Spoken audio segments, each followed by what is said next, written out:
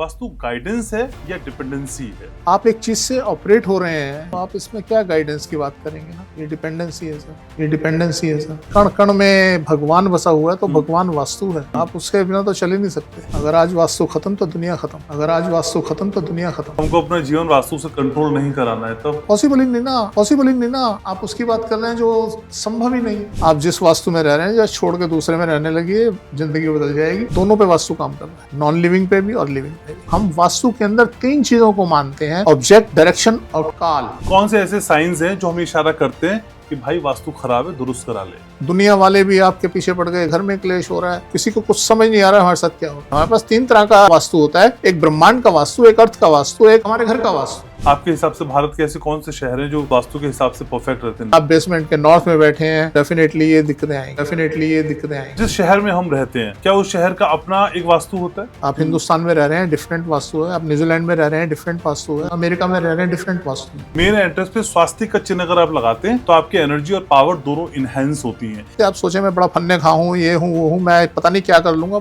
अगर वास्तु नहीं चाहता तो आप कुछ नहीं कर सकते। आपका घर का डोर साउथ में है तो आपको घर के मुखिया की नेम प्लेट लगानी चाहिए। जिसकी नेम प्लेट नॉर्थ में लगी हुई है वो घर का मुखिया हमेशा खुंदक खाता रहे।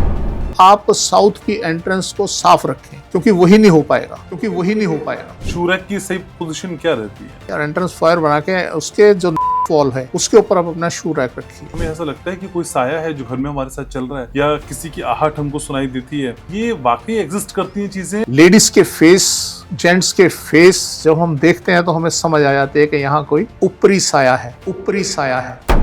आपको कोई नजर आता है, आपके साथ रात में सोते हुए ऐसा होता है, हमें जवाब यस में मिलता है।